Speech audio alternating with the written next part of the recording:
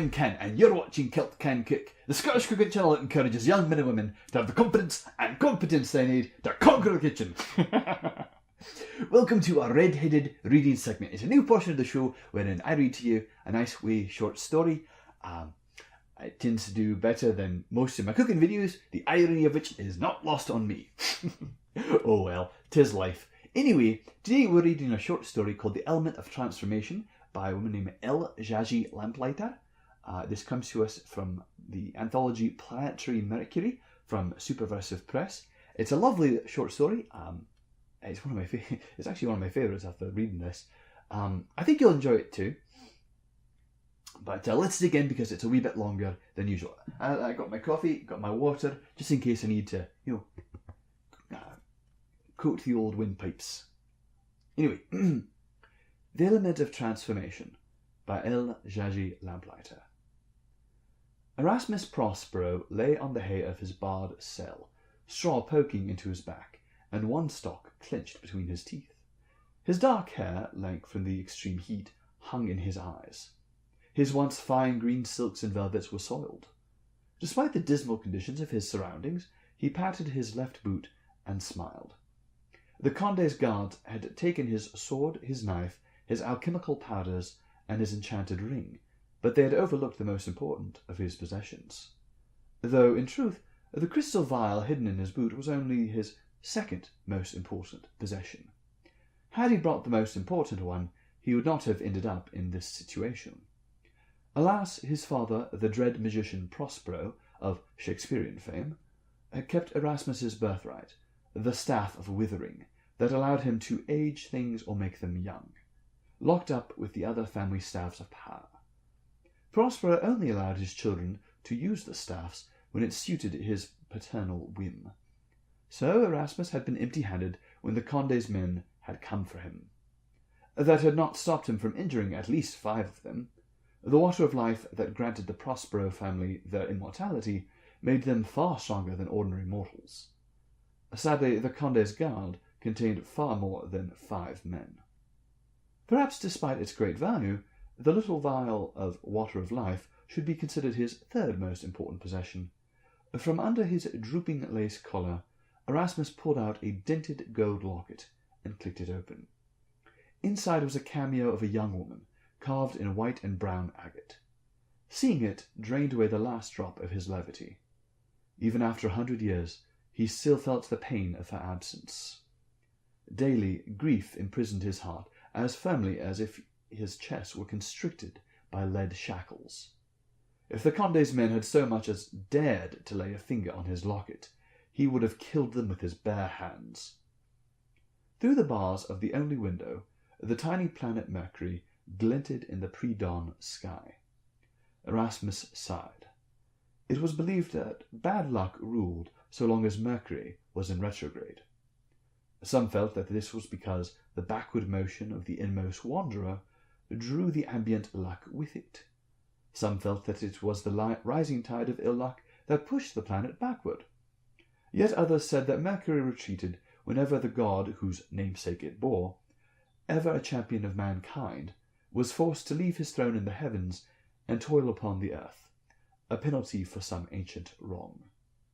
Whatever the cause, Erasmus felt grateful that this coming day would be the last of this period of mercurial backpedaling, and that the little harbinger would soon be returning to its proper forward path. He could certainly do with a change of luck.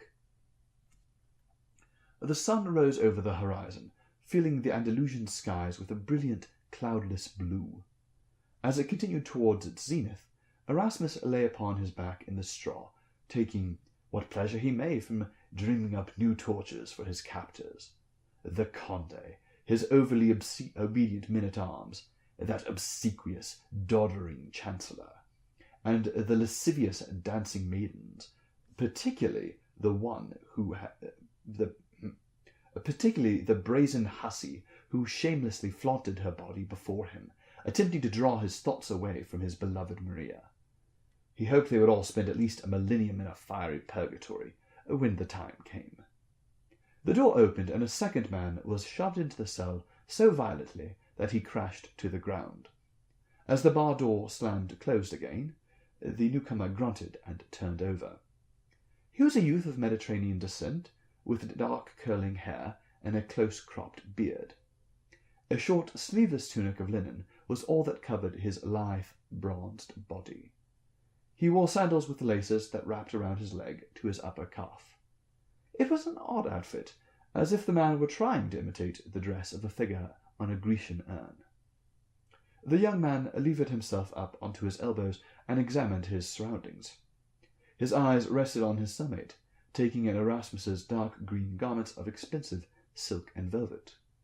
He continued gazing for so long that Erasmus was beginning to muse merrily upon what future torment might be applied to this newcomer as well, when the young man spoke. "I know you, stranger." The youth's voice was surprisingly deep and lively. "You are Lucretius's son." An eerie shiver slithered down Erasmus's spine. Very few individuals had been on a first-name basis with his father, and all the mortal ones were dead, which means this one was... Mary, Mother of God! Erasmus's heart skipped a beat. I'm about to die. Erasmus drew the straw from between his teeth and sat up. With a sort of sitting half-bow, he said with what dignity he could muster, "Erasmus Prospero, at your service. And you are—" "You may call me Trist." "Trist? As in Trist Majestus, the thrice great one?" The youth's eyes danced. "Very much so." "I see." Erasmus swallowed and loosened his collar. Then, never being a man given to much cowardice, he resigned himself for the inevitable. "And what might a god of thieves and messengers be doing in a cramped cell beneath a Spanish castle?" he asked lightly. "Help some mortals, angered my father." The youth shrugged. "Without my powers for a time. Apparently I picked the wrong establishment from which to request hospitality." I discovered that too. Came here by invitation with the hopes of prosperous trading. Apparently, our host, and I use that word lightly, did not like what I had to offer." "It will be his doom." "Good!" Erasmus smiled, but there was no humour in his expression.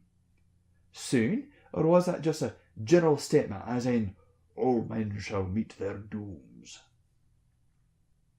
"At sundown, my powers will return to me. It is an explosive process. Everything near me will be destroyed." "Including—" Erasmus swallowed again. "Me?" "Including you." "Ah, it's unfortunate." Erasmus lay back on the straw. He gestured airily. "He takes the knights in the field, enarmoured under helm and shield. Victor he is at all melee. Timor mortis can turbot me." The god of travel laid back as well, resting his head on his crossed arms. "I don't suppose," Erasmus asked presently, "that there's anything I could do to postpone or forestall my rapidly approaching demise?" "As it happens," the divine youth's eyes twinkled merrily, "there is." "Really?" Erasmus rose to a sitting position. "If I had but a modicum of my power, I could control how the rest returned to me. I would be able to spare those near me." "And is there something Erasmus's mouth closed with a snap. Reaching into his boot, he pulled out a slender crystal vial, no longer than the first joint of his thumb. He held it up to the light flittering in from the high-barred window.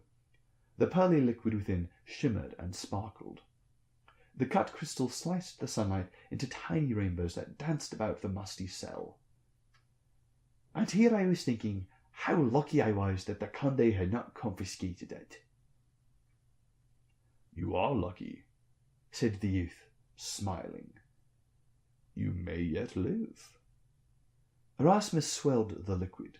the tiny rainbows dancing the jig. "You're asking for a year of my life, you know." The god of merchants shrugged.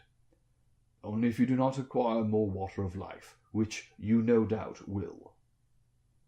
"I wouldn't be so sure. It takes my sister Miranda a year and a day to fetch water of life from the well at the end of the world," exclaimed Erasmus. "And she can only bring back as much as she can carry. That small amount must be shared among my entire family. Miranda hates me, so I always receive my share last." "She hates you?" The young man raised a sceptical eye. "The fair Miranda?" "She let my wife die." Erasmus's lips drew back from his teeth. "Rather than give her a single extra drop." "Did you not have your own supply?" Erasmus's head drooped. He pressed his face into his hands. "I had spent mine on patients, trying to save their pathetic mortal lives." He lifted his head. His eyes were cold as a dead man's. "Not a mistake I will make again." "Have you no love left for mankind?" "Any love I had for anything died with my Maria." "Then I suppose you will not give me the ounce I would need to extend my influence enough to spare this castle." Mercury gestured upward, indicating the palace above their heads. "An ounce!" Erasmus exclaimed, jumping to his feet. "Sweet Mary, Mother of God!" The god buffed his nails with his linen shirt. "You are asking for 20 years of my life!" cried Erasmus. "Twice that if I'm frugal. To save what? The puffed-up fool threw me down here. His doddering chancellor and harlot dancing girls. The scum that serve him. I might pay water to ensure their demise, but to save them? Never." The psychopomp gazed at him steadily. "So be it. 1 drop, then." Erasmus hefted the tiny vial and pulled the stopper. A heavenly perfume issued from the bottle. The dank cell suddenly smelled like a garden in springtime. The youth climbed to his feet, his eyes shining. He stepped forward and opened his mouth. With a sigh, Erasmus let a single drop fall onto the swift god's tongue. The god closed his eyes and smiled. "So, now what?" Erasmus asked. "Do we wait for sundown?" The god opened his eyes. Erasmus never would have mistaken him for a mortal now. Erasmus stepped backward, unnerved. Mercury spoke.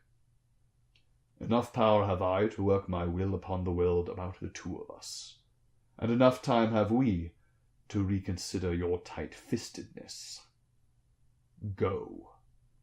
With these words, the god thumped Erasmus on the chest with the heel of his palm. The force of this gesture threw him backwards. His body collapsed, crumpling to the floor. Erasmus, however, was not in it. Darkness and a glimpse of rock. Then Erasmus found himself unseen and bodiless in the throne room of the Don Rodrigo de Agris, Conde de Cordoba. The chamber was a riot of the brightest colour. Never in his life, even when visiting Imperial China, had Erasmus seen so much red. Vermilion swathed the Conde's guards and the court maidens.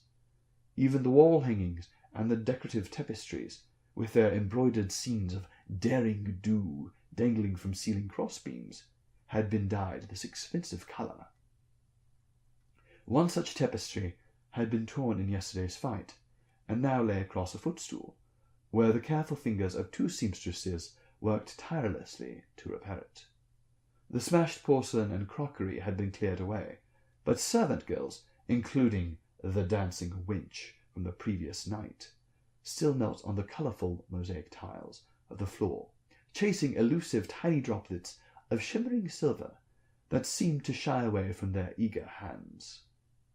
Erasmus smiled coldly as he regarded the results of his handiwork, but he also cringed mentally, as physical cringing was currently denied to him.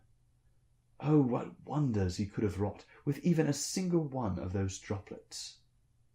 In the centre of the chamber was a wide ceramic basin, at least 4 feet across, set upon a stand such that pushing on the rim of the great bowl caused it to rock.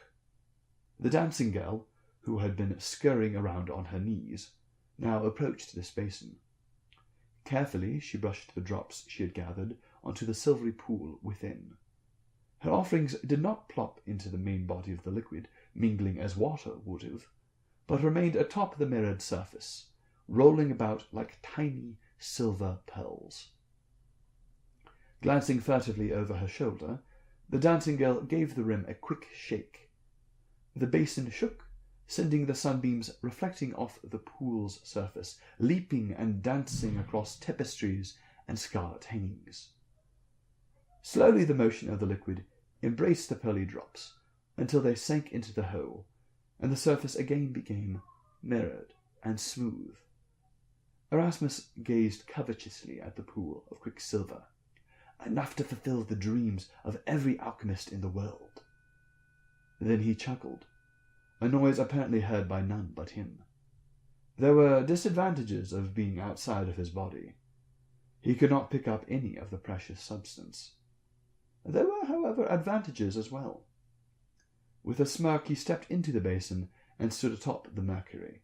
His arms crossed, he regarded the scene of last night's struggle, and recalled how it had come about. Pardon.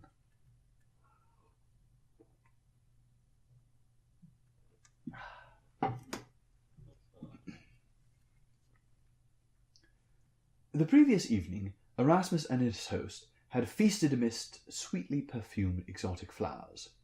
Dancing girls draped in vermilion scarves, and little elves, whooshed and swayed on a raised dais.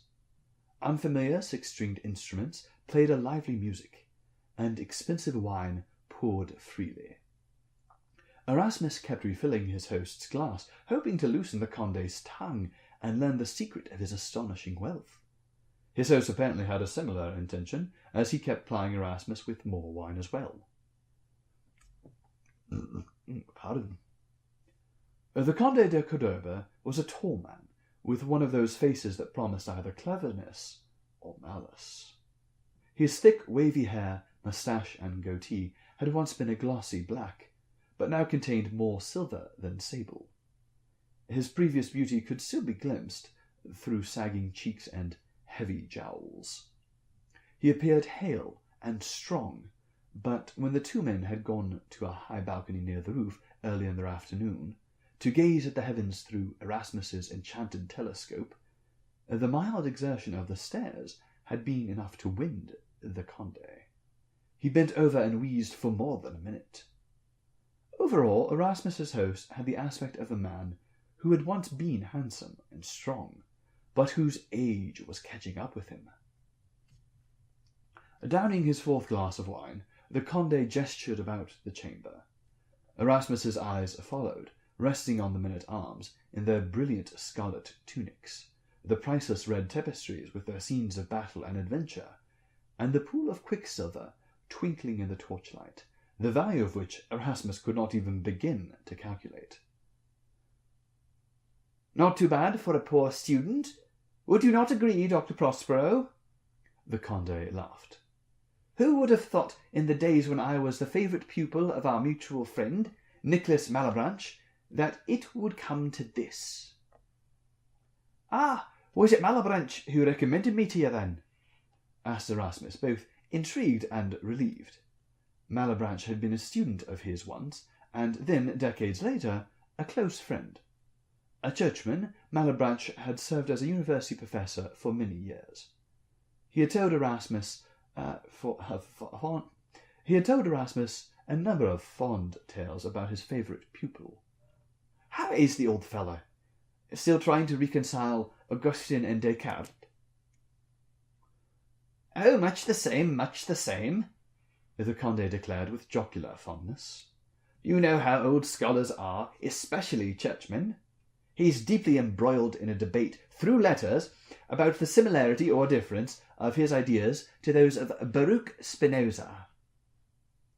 Aye, that sounds like the Malebranche, I remember, laughed Erasmus. His eyes remained upon his host, but his attention kept straying to the massive basin of mercury, shimmering in the centre of the chamber.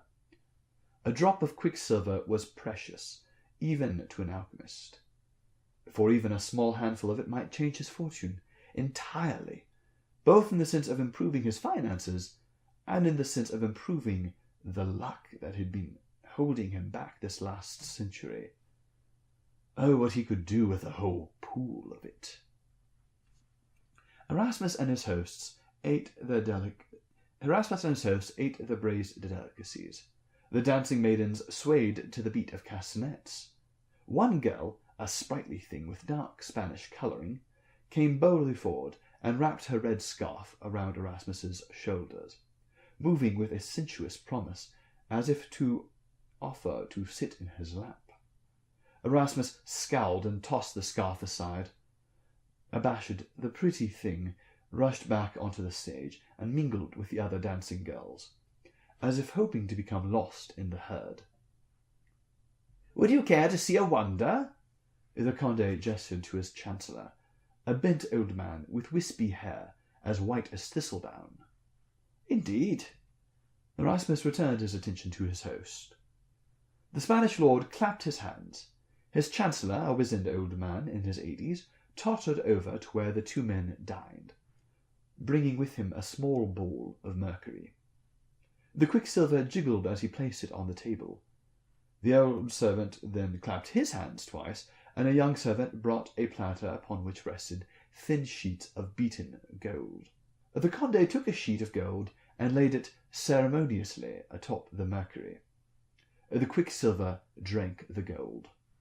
As Erasmus and the other men watched, the glittering sheet of gold crinkled like paper, its edges drawing together toward the silvery surface. Then it sank into the mercury, dissolving as sugar dissolves tea. Erasmus sucked in his breath. He loved gold. He loved it not as a miser who wished to hoard the yellow metal for its value, but rather he loved it for itself, for its beauty, and most of all, its durability. Of all the substances in the world, gold was the only one he could not wither away with the staff of withering. "Did you ever wonder how the ancients could gild things so perfectly that they could fool an unwary merchant into buying a copper statue, thinking it was silver or gold?" asked the Conde. "They harnessed the power of amalgam. They would dissolve the precious metal, as so." He lay another sheet of gold upon the bowl of mercury. It quickly drank this one up too, until no sign of the gold was left on the calm silver surface. "They would then coat an iron or statue with the mercury. Finally, they would apply heat. The mercury would burn away, leaving behind a neat coat of the precious metal. Clever, was it not?" "Aye, indeed," muttered Erasmus, who, fascinated though he was, felt the pain of the lost gold personally. "Would you care for a demonstration?" The Conde lay another crinkling sheet of gold upon the bowl. "I could have my chancellor fetch us some artisans." "No!" Erasmus's voice squeaked in a less manly way than he might have wished. "That is all right." However much the temporary loss of the gold pained him, the agony of watching the permanent loss of the mercury, as it boiled off into gas, would be far, far worse. As the Conde drowned another glass of sweet Jerez wine, Erasmus wondered whether recollecting about his youth might help loosen his host's tongue. Excuse me.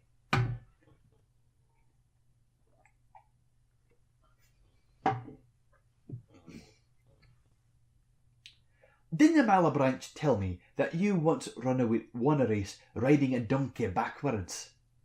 Erasmus leaned back in his chair. "Now, was it you who sat backwards, or was it the donkey who went backwards?" "Ah, the master's memory grows dim," chuckled the Conde. "It was my bosom friend, Philip Gordeau, who rode the donkey backwards, though I was the one who made the most upon the wager." The Spanish lord laughed and flashed an enormous smile.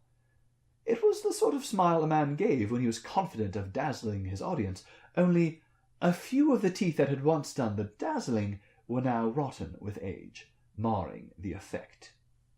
Erasmus smiled back, but alarm bells were ringing in his mind. His friend Malebranche had made no mistake. The professor had told him many times about his favourite pupil and the donkey, but he had also occasionally mentioned the close friend of his favourite pupil, an arrogant young Spanish conde with a fearsome temper. Erasmus shot his host a nervous glance, but then a thought soothed his worry. His last conversation with Malebranche on the subject of the conde had occurred almost 40 years ago. No doubt the young conde had matured much in the interim.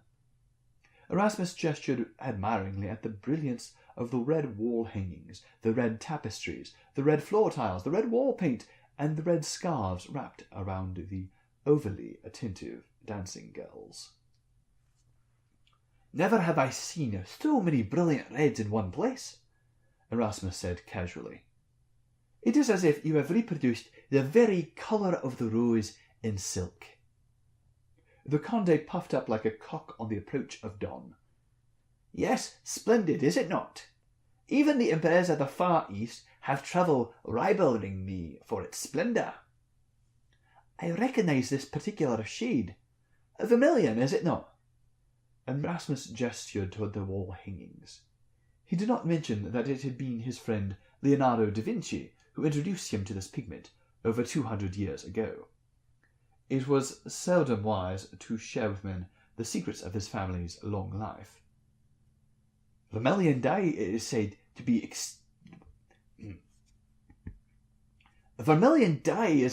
exorbitantly expensive, derived from a rare ore. How did a poor scholar come to possess such wealth?" Erasmus spoke of the red dye, but his eyes kept straying to the much greater treasure shimmering in the bowl before them, or in the pool in the centre of the chamber. Not since the Caliph who first built Medina Azahara, back in the 10th century, had so much mercury been seen in one place. What might the conde want for even a small portion of such a precious substance? "Vermilion, indeed, comes from a rare ore called cinnabar, as does mercury. You see that I have plenty of both substances. I have in my possession a cinnabar mine as great as that in Almadan, or those belonging to the Ming emperors." The conde smiled as he stroked his moustache and goatee. "Shall I tell you the tale of how I came by it?" "Certainly, please." "It was after the wars." The conde gestured towards some of the nearer tapestries. Erasmus realized that the scenes of bravery and daring-do displayed must be from the conde's own past. If so, he must have once cut quite the dashing figure. "My parents had died when I was but a child, and my family estate had been destroyed in the fighting. Nothing remained. All I had was my horse and my saddle, and those I soon lost in a wager, trying to gain enough to rebuild my family's home. With nothing left, I vowed to seek out the ruined palace of Medina Azahara, built in the 10th century by my ancestor, Abd al-Rahman III al-Nasir, the Caliph of Cordova." "Oh, I've heard of him." Erasmus nodded. "He too had pools of mercury. Bishop Rasamundo claimed that the walls of Medina Azahara were gilded, and the pools of mercury could be shaken so that light reflecting off the pools would glance off the walls, startling and stunning the Caliph's visitors." "Ah, I did not know about that." The conde eyed his walls and stroked his moustache speculatively. Erasmus winced, imagining the volume of mercury that must be lost gilding the chamber. But how could Abd al-Rahman III be your ancestor?" asked Erasmus. "Weren't all the Moors ejected from Andalusia over 100 years ago?" "They were," agreed the conde. "We tried to live with them in peace, but they continued plotting with the Austrians to reconquer Spain. Finally, it was decided that they must leave. But in each town, one Moorish family was constrained to remain behind, so as to teach the secrets of irrigating the high terraces to the Spanish families who were replacing them. My mother is descended from such a Moorish family, and her father insists that his family comes down from the first Caliph of Cordoba. As I was saying, continued the Conde, all I had left was Fernando, my loyal servant who raised me. He gestured at the old man. The two of us made our way south on foot. As we approached the ruins of Medina Azahara, parched and covered in dust, we saw a strange sight. A pillar of fire that extended many feet into the air. The fire burned for hours, always before us, as we made our way across the dry, hot countryside. Then, just as suddenly, it winked out, and yet we had spied where it lay, so we headed for the spot. Can you guess what we found? I believe I can, replied Erasmus confidently.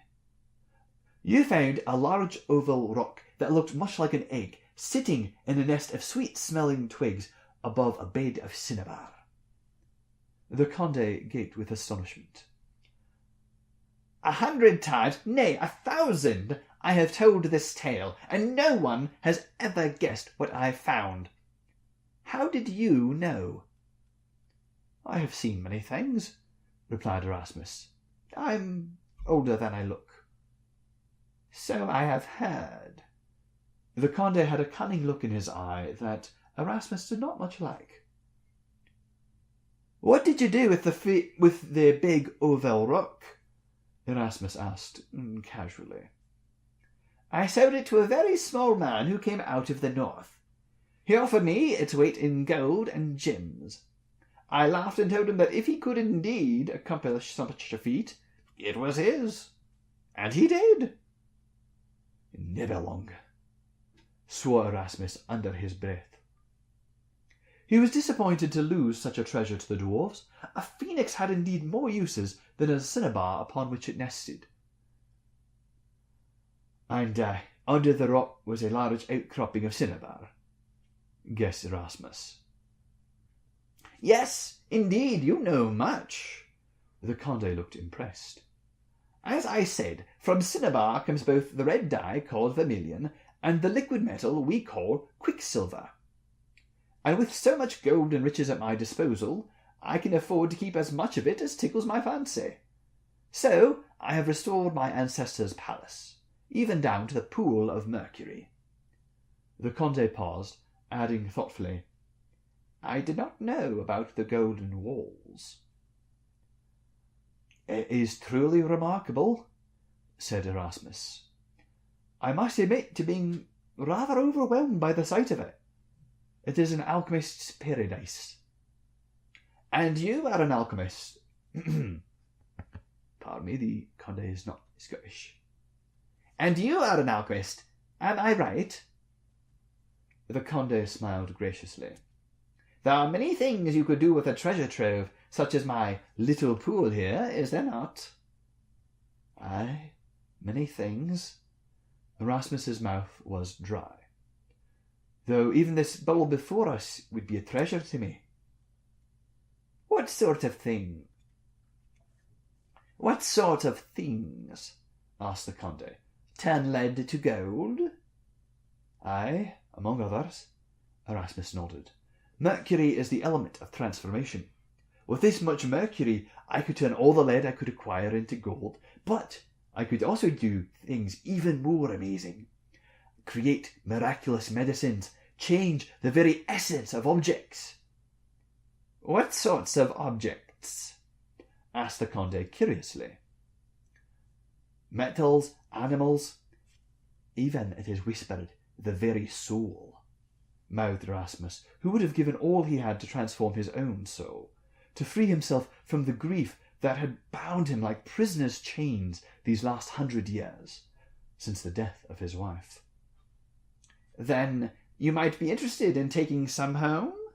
Asked the Conde, gesturing magnanimously to the pool. Erasmus's voice nearly failed. "More than I can see." "Then it is yours, as much as you can carry.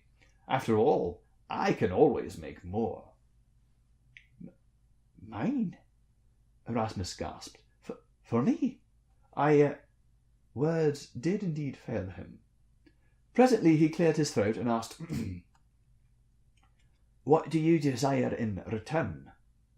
"Oh, nothing really. A mere token, as easy as waving your hand." The Conde gave a small shrug. "Actually, exactly as easy as waving your hand." Cold fingers crept up Erasmus's spine. "How so?" "I have great riches, Dr. Prospero.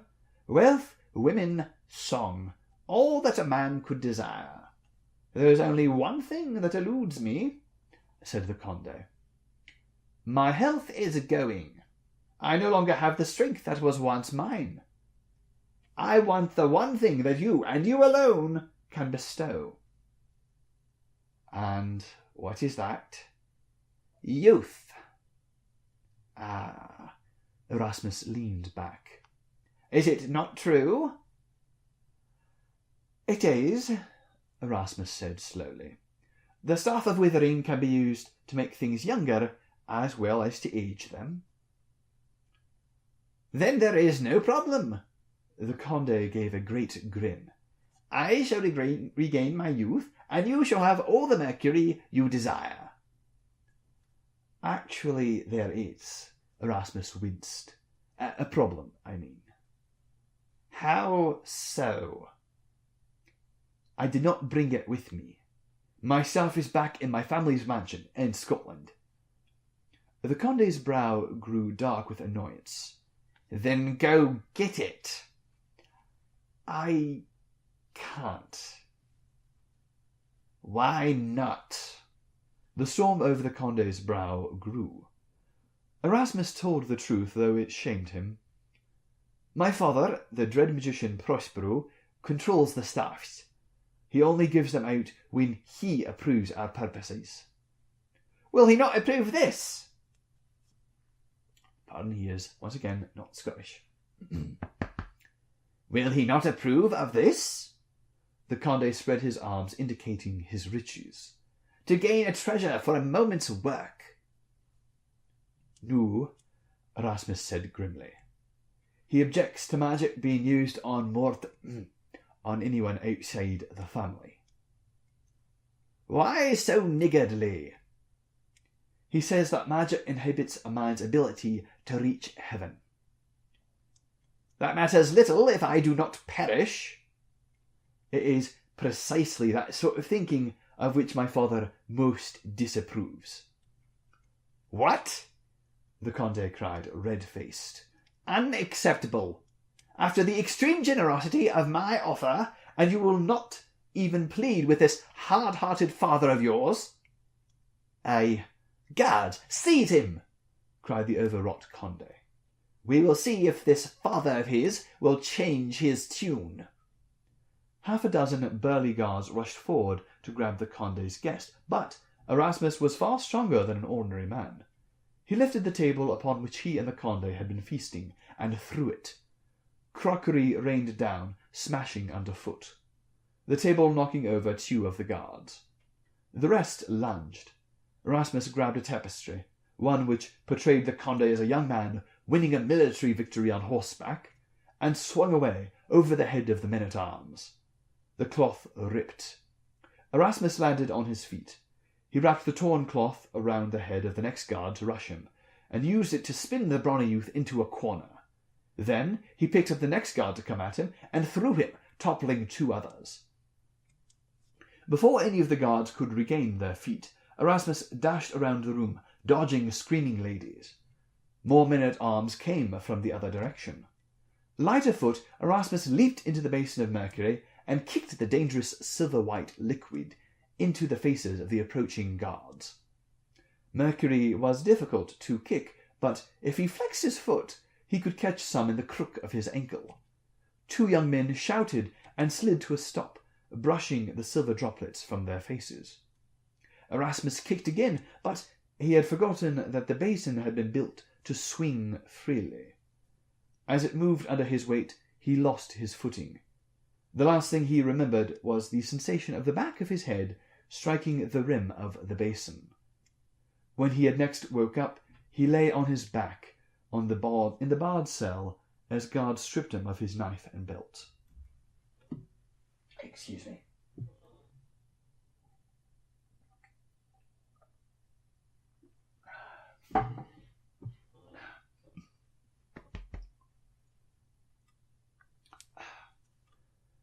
Erasmus shook off his reverie about the previous day and looked down. Slight ripples spread through the quicksilver beneath him, ripples that appeared to start right where he thought himself to be. Erasmus stared, alarmed. If he could affect the Mercury, could it affect him? A strange dizziness assailed him. Surely the Mercury could not poison his soul? Could it? He reeled back. Without his body, he moved much easier than a fleshly being.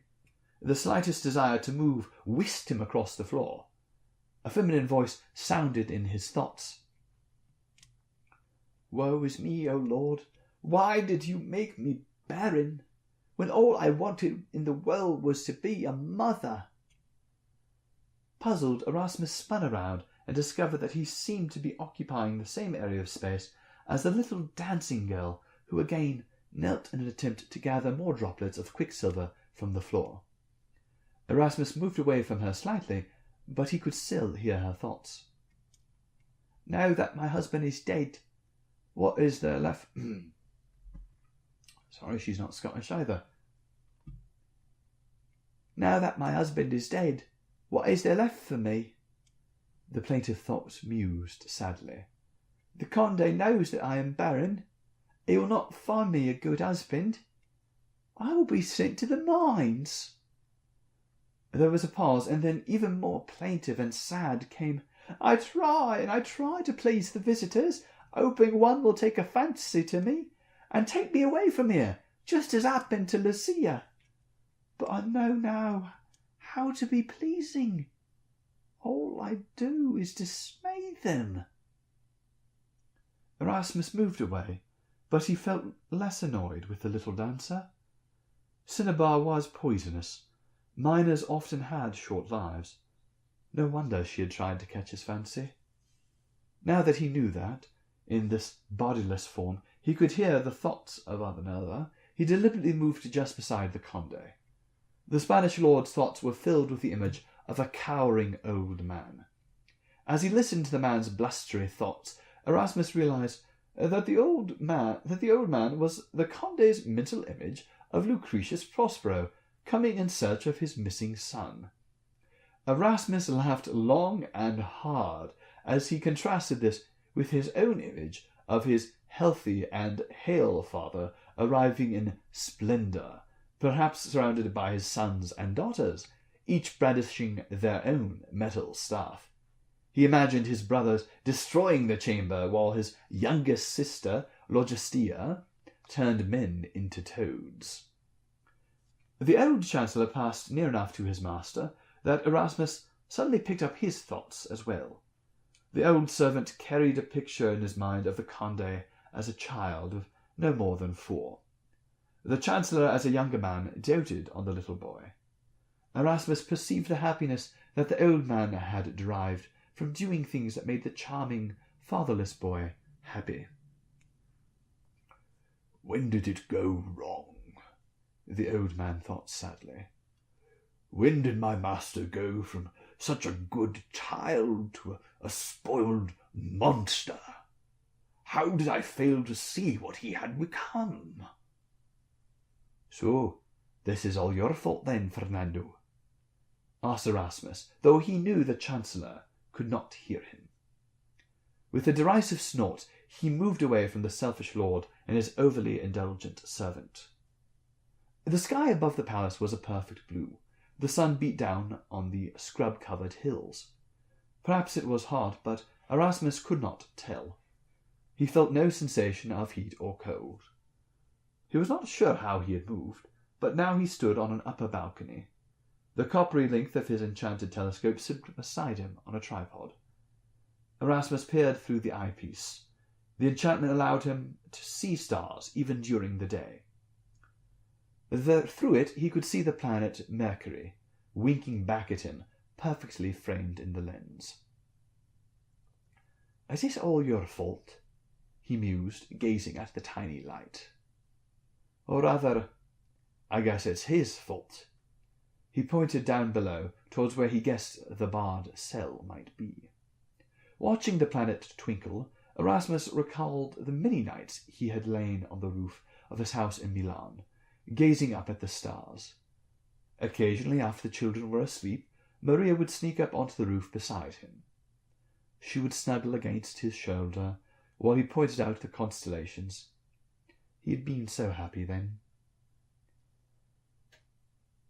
"If only I could show you the stars again, my love."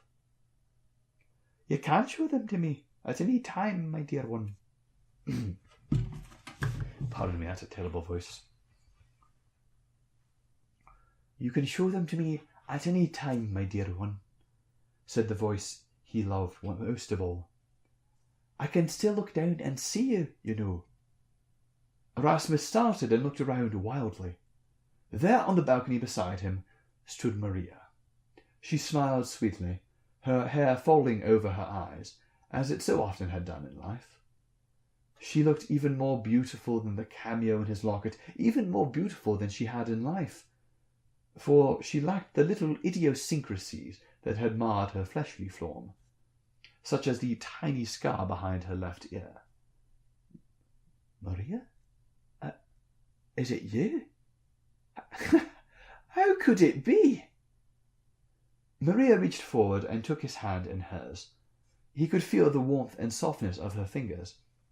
To Erasmus's surprise, he realized that he had hands. He could now see himself. He looked the same as when he was in his physical form, except that there were actual chains of lead constricting his chest. "The psychopomp left the door open."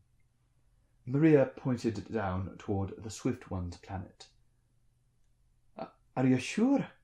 I'm not just suffering from spiritual Mercury poisoning?"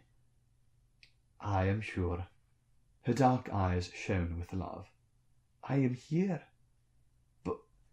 But I... Erasmus stuttered.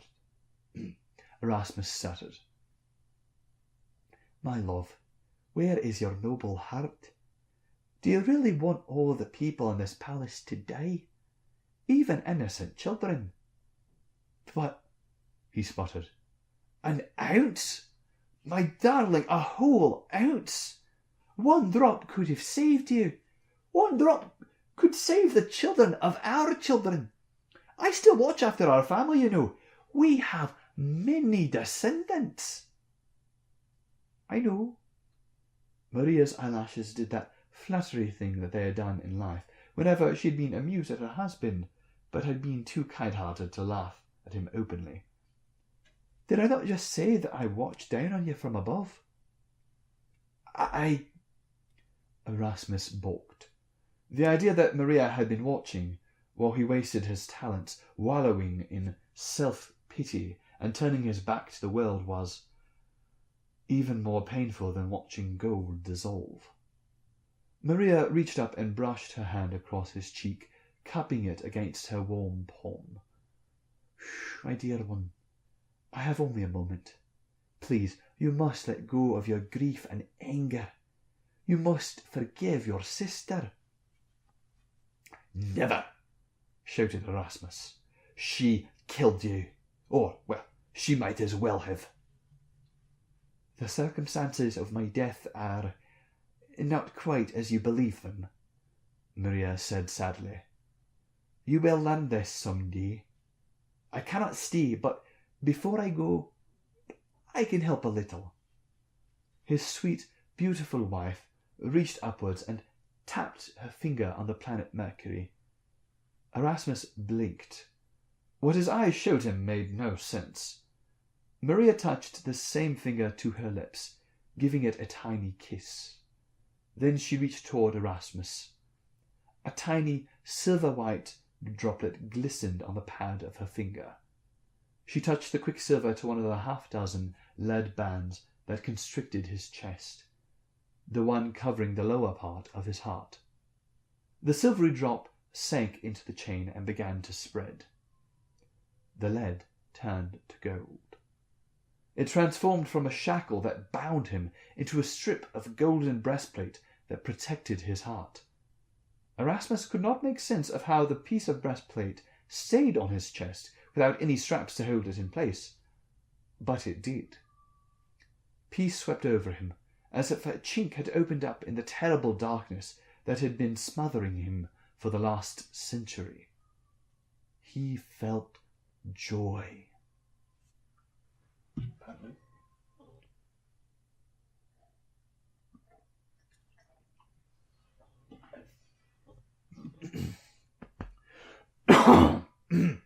Excuse me. Erasmus woke up with straw in his mouth. He lay on his back in the cell, groggy, but at peace. Beside him, Hermes sat against a wall, examining his sandals. One wing had unfolded from his left shoe and was flapping aimlessly. When Erasmus stirred, he looked up. "Change your mind?" asked the youth. Pulling the crystal vial from his boot, Erasmus tossed it to the swift god. 6 months later, the great doors of the entertainment chamber of the Conde de Cordova silently turned to dust and rained down, suddenly admitting the bright sunlight of the Andalusian sky. Dancing girls scattered, screaming. Tapestries became threadbare and dreary, their once bright colours dimmed. Men-at-arms in red tunics ran forward, only to stumble, falling to the ground as wrinkled and decrepit as a man of 100 years. Through the door came a figure in green armour, wielding a staff that hummed as it spun in the pitted white gauntlet that covered his right hand. As he strode forward, withering all that lay in his path, the words of the Scottish poet William Dunbar, "Laments for the Makers," tripped from his lips. "He takes the champion in the stour, the captain closed in the tower, the lady in bower full of beauty, timer mortis conturbit me. He spares no lord for his puissance, no clerk for his intelligence. His awful throat may no man flee, timer mortis conturbit me." The green figure approached the Conde, who had jumped up from his dinner and stood shaking with a terror. The Conde's chancellor, already old and decrepit, tried to topple forward to protect him. The hum of the staff stopped, and the green figure pushed him roughly aside. "What do you want?" croaked the Conde. Erasmus pushed up his helmet. "I have come for my revenge. You should not have mistreated a guest." "No, please, spare me. I will give you everything," cried the Conde. Erasmus shrugged. "What is that to me? I can take it anyway, as soon as I kill you. You should be grateful that I am sparing these your people. Doing so cost me dearly." He lifted his staff, which began to spin again, a slight red glow about the length. From behind a yet unwithered tapestry came a small, sad squeak. The little dancing girl cowered there. She was a pretty thing with Spanish colouring, and yet, at that moment, something about her dark eyes reminded Erasmus of Maria. He paused, pressing his hand against the one place on his chest where his armour of callousness no longer protected him. I've changed my mind," he answered suddenly to Conde. "I am going to give you what you desire most of all." "You will restore my youth?"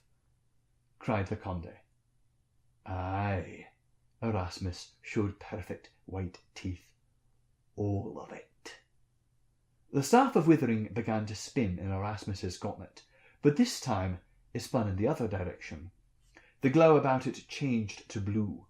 He moved toward the other man. The Conde grew younger.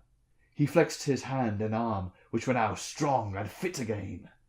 He shouted with joy, only the whir of the staff did not stop. The Conde grew younger still, and even younger. "What? No! Stop! I am... No!" The Conde grew smaller and smaller, until he disappeared among the folds of his garments.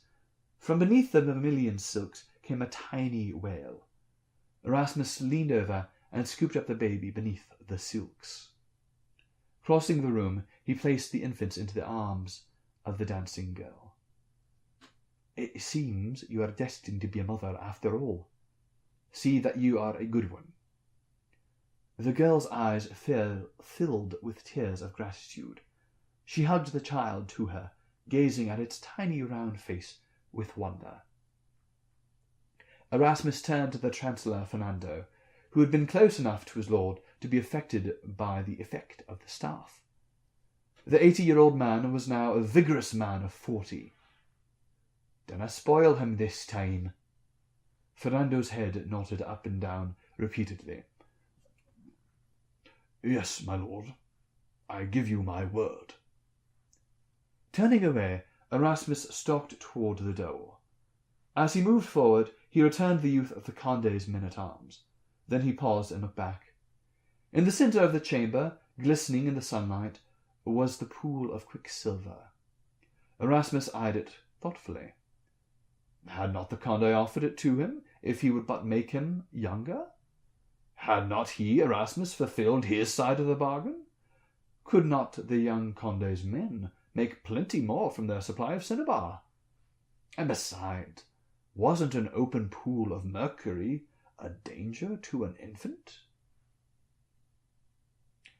"Pack that up," he addressed the men-at-arms cheerfully, gesturing at the king's ransom of Mercury. "I'll be taking it with me." With a wry smile, he added under his breath, "It seems my luck has finally changed." Turning, he bowed slightly in the direction of the unseen planet Mercury. "Thank you, Trist." About the author.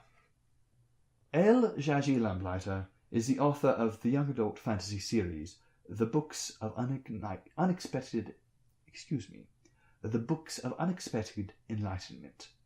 She is also the author of the Prospero's Daughter series, Prospero Lost, Prospero I Helen, and Prospero Regained.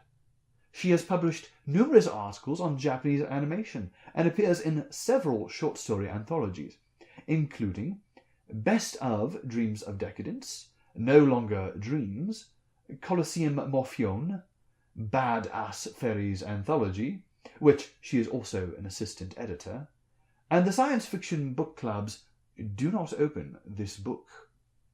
She also has an anthology of her own works, In the Lamplight. When not writing, she switches to her secret identity as wife and stay-at-home mom in Centerville, Virginia, where she lives with her dashing husband, Arthur John C. Wright, and their 4 darling children, Orville, Ping Ping Eve, Roland Wilbur, and Justinian Oberon.